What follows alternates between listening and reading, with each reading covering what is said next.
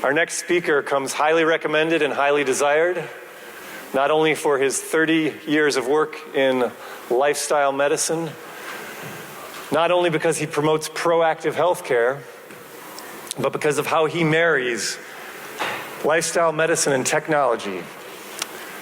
So get yourselves ready for a real technology tour de force. Please welcome Dr. Steve Feyrer-Melk. Thank you. My background is a confluence of many things, and I'm hoping to share that with you today. I'm excited about it. And when I was asked to give this presentation, I was asked to give kind of the overview, a 30,000-foot overview of what technology is like in a practice, and more importantly, with engaging with patients. And a couple of disclosures like everyone has. And you have these slides with you. So the areas I'm going to be covering today that are focused specifically on enhancing your ability or your practice to work with patients better. That's the key. So why functional medicine and technology are a good match. Technology and trends that you're going to see in the future that we really can't ignore.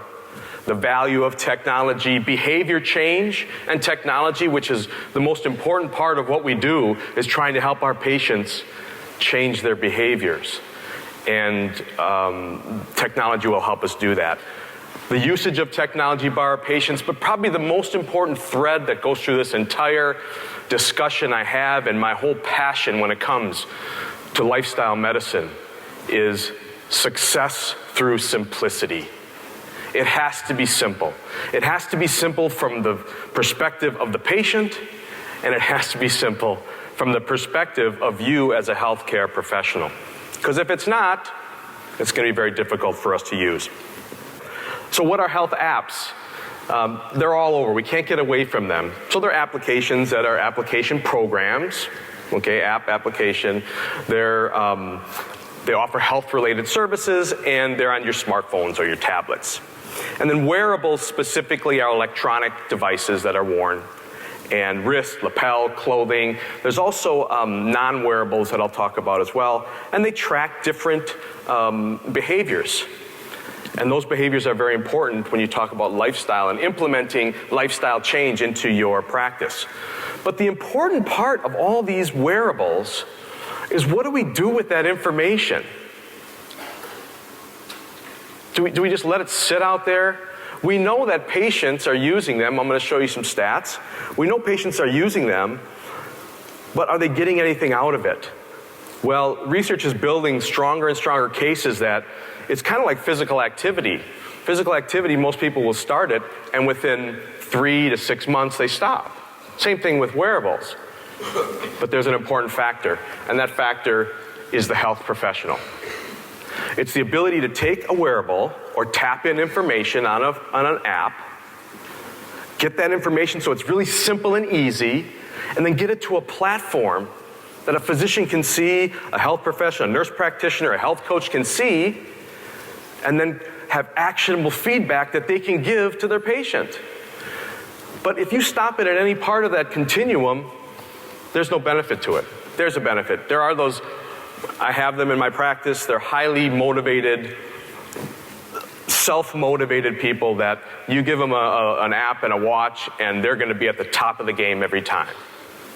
But it's not going to be everybody.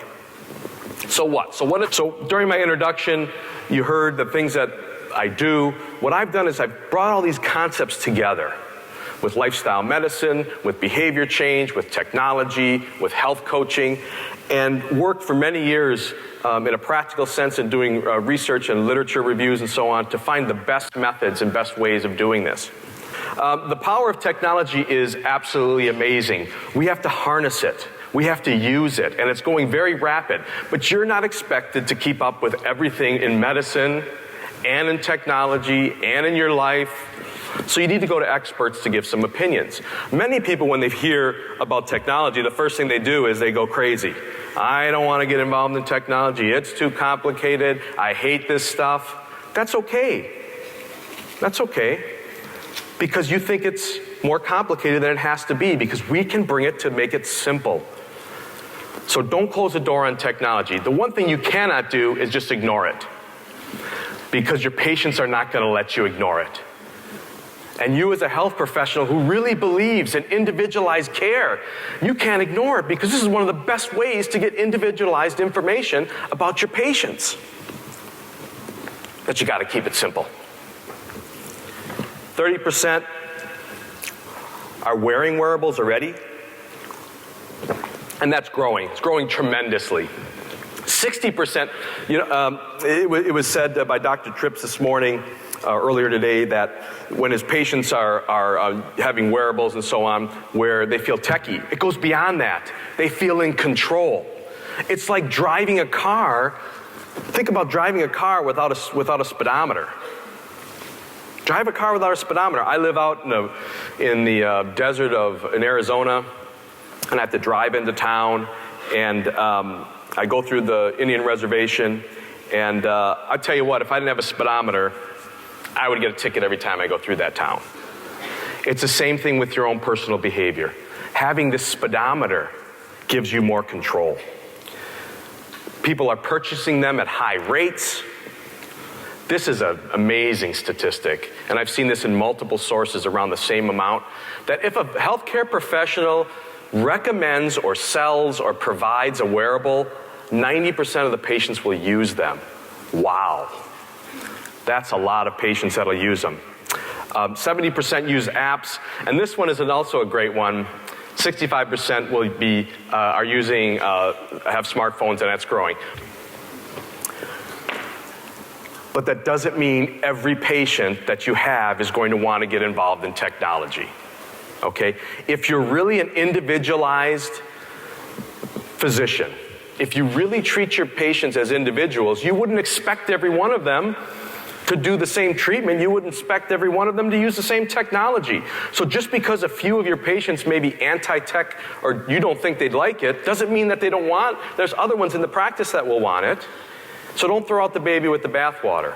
We don't expect it. And when we talk about theory of behavior change, the readiness for behavior change, research by Bandura in the 80s, you're ready at certain levels. Same thing with you as physicians and health professionals. Some of you are ready to jump onto the technology bandwagon. Some of you aren't. But you have to match up the readiness for that change. So don't expect everyone to get on board with that. It allows maximum efficiency. It allows you to have more of an influence or impact beyond the small amount of time you spend with a patient. You spend such a small amount, and yet, the patients are expecting big changes, right? But they're not with you. So what do you do? What do you do to help them when they're away from you? Technology can be a bridge for that. And probably the biggest part of this whole, if you take more than one, maybe one of 5 things out of here, it can help you create a motivational environment for your patient. I started out my career as a football coach, some Division I football coaching and track coaching and you name it. And I've been to all the you-rah-rah speeches, you've been to conferences, you've gotten all pumped up about them. You get all these things out in the tech area out there and in the products, and you go back to the real world. And you're like, I'm going to implement this, I'm going to implement that. And then 3 hours later, you're like, oh my God, this is the real world. There's no way I can do this. And then you wait for the next conference. It's the same thing with our patients. Our patients are the same. We need to set up a motivational environment to have information and an environment that's specific to them. My numbers. My numbers, not hypothetical numbers, not heart rate numbers that are in a range that may not be specific to me. Not activity that I don't like, not food that I'm not. No, it's specific to me. So the feedback can be specific, and it can develop this motivational environment that people in this room understand individualization. And that's where you can be successful. But guess what? You got to keep it simple. You got to keep it simple for you, and you have to keep it simple for the people you're working with. So he takes the data, makes it real-time type of data. Okay, we got a little backlog here. I'm going to slow it down. I'm going to back it up. We have technical difficulties in the technologies section today. So what can be measured? What can be measured? Flights of stairs, steps, there's a whole smorgasbord. Some of these might trip your trigger, some of them might not. Heart rate, activity, intensity, caloric, expenditure, sleep, posture. Posture. Posture is good, I'll show you in a second. Sedentary measurement, remember what was talked about earlier? That sedentary measurements, being sedentary is one of the leading causes for death. I was talking to one of the gentlemen here, and he got a little award on his wearable. Oh, he got up every hour for 12 hours. So instead of sitting there all the time on the computer, he got up and he's not as sedentary anymore. Sun exposure can be measured, body composition, nutrition, muscular movement, stress, EKGs, blood pressure, blood glucose, breathing rate. There's clothing that can measure breathing rates. Heart rate variability and recovery.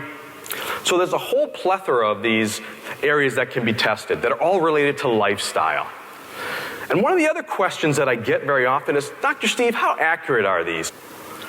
So let me give you some examples of some wearables. I happen to have brought a few with me, and I'm going to go into more of these in detail.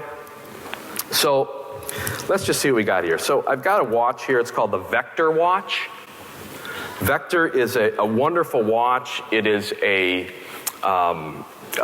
a fashion, more of a fashion type of a watch. Can we get these? Oh, we got it up there. Perfect.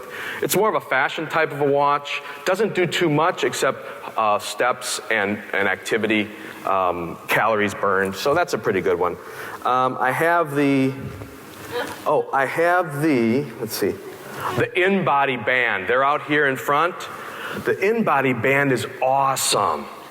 It can do body composition, bioimpedance on the arm. I was talking remotely with Zoom teleconferencing with a patient from my room the other night, and he had done the in-body at the Cleveland Clinic. And I said, well, can you get another one done soon? He said, no, I think I'll just have to try to find a place.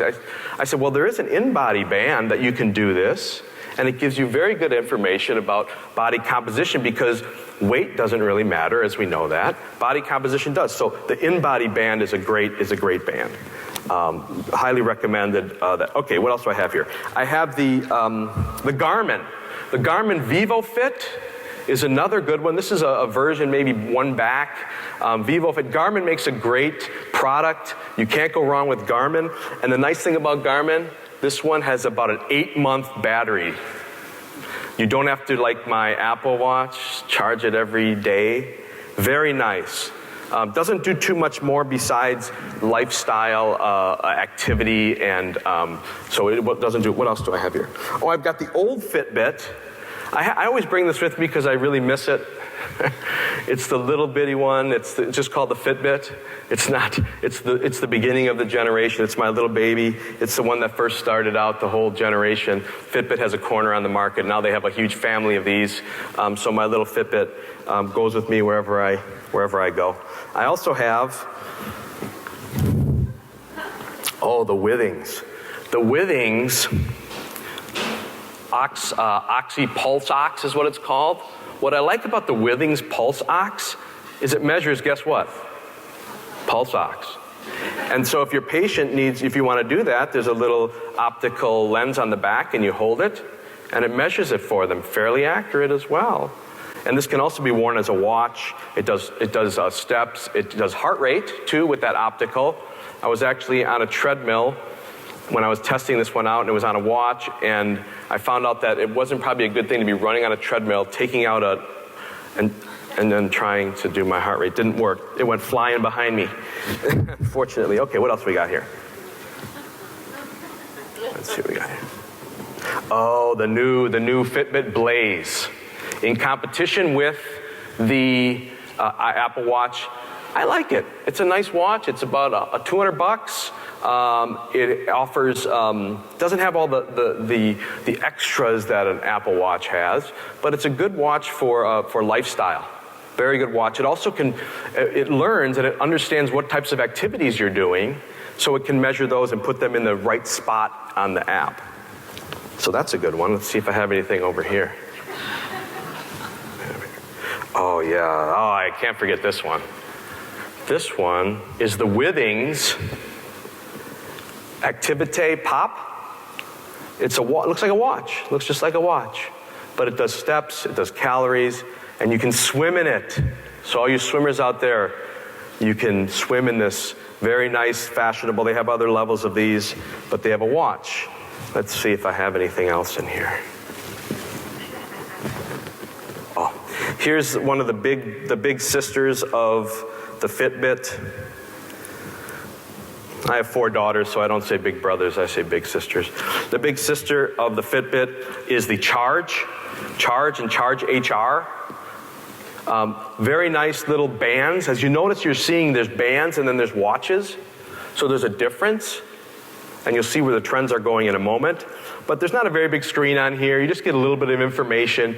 You can get a notification that you have a call coming in or a text message, but there's not much else. So this is if people like to wear activity bands, and this can do continuous heart rate monitoring, which, you know, in reality, continuous heart rate monitoring has some benefit, but it shouldn't be a killer for whether or not you're going to use some type of a device. Okay, I think I have another one. I do.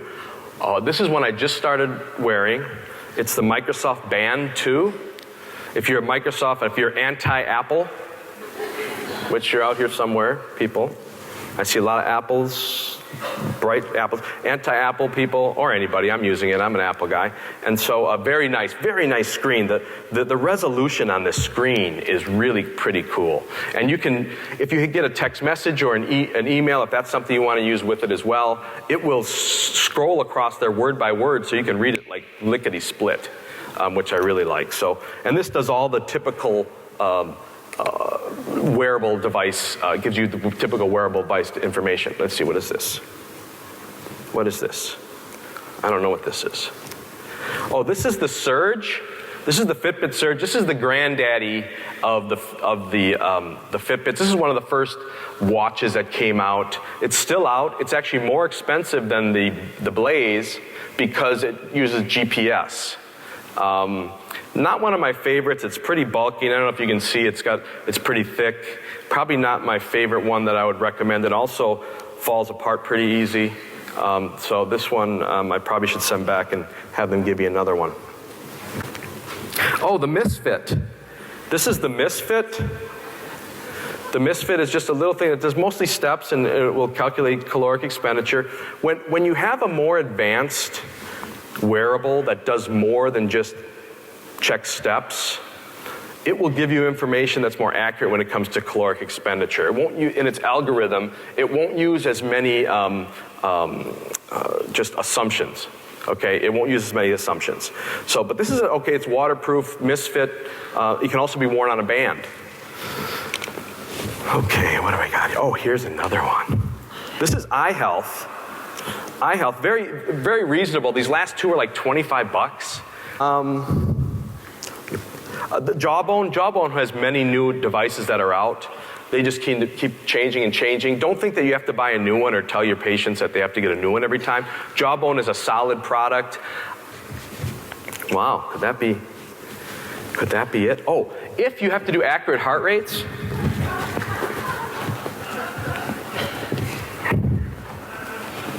just a second. Okay, here it is. It's in here. There.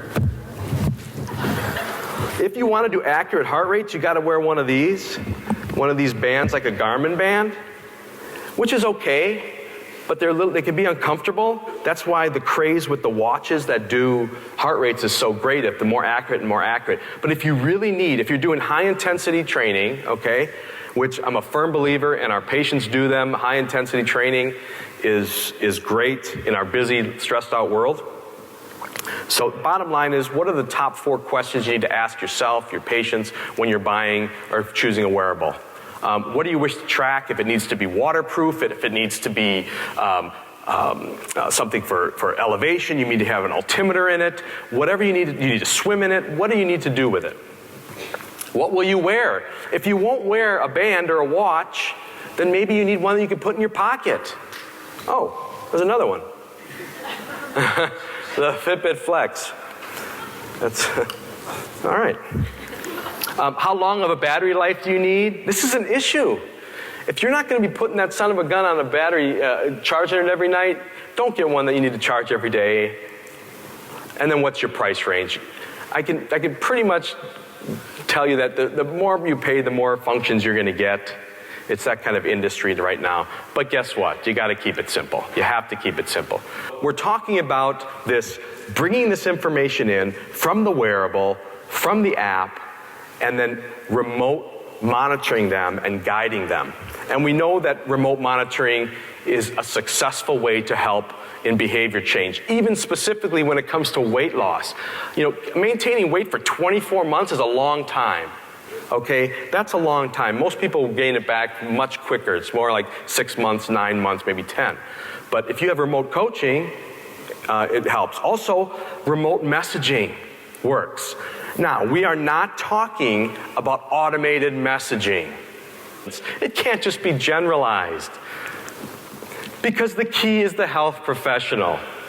That is the key to the triad. You got the patient, you've got the device and the technology, and in the middle, the solid health professional who can efficiently look at data and then give effective, actionable feedback. But keep it simple. The complicated platforms are complicated. You can write that down. Keep it simple for you or the health coach or whoever you're working with. Make it so they can see all their patients easy, and make it so that they can message them HIPAA-compliant message real quickly and easy. Real simple. I was working with a health coach, and we were working on a platform that I work with, and he's like, Dr. Steve, he's like, this is taking me so much time. I can't keep up with all my patients with all this. I'm like, well, let's talk. Let's see what you're doing. And he showed me one of the messages. It was like 3 pages long. And this showed up on the patient's phone. I said, no. First of all, they didn't read that. So you wasted all that time. And you need to pinpoint little things, little positives. Make a little sandwich. Put a little positive thing, maybe a little thing they need to change, and then another little reinforcement. One little line, 2 to 3 minutes, sent to the patient. That's all I do. And they say, thanks, coach. I'll see what I can do. Look, I can't wait till you look at it next week or the week after. Keep it simple. So what is the future? Well, you cannot ignore it. You cannot. Wearable sales is going through the roof. It's a multi-billion dollar industry, okay? And you're going to see it. You're going to see some fall by the wayside. You're going to see new ones popping up. Smart clothing is on the rise. And it's not easy to get yet, but it will be flourishing probably in the next 5 to 7 years. So the benefits, the value of technology in behavior change can maximize your efficiency. It's evidence-based. It's not based on recall for a month or 2 months or whatever.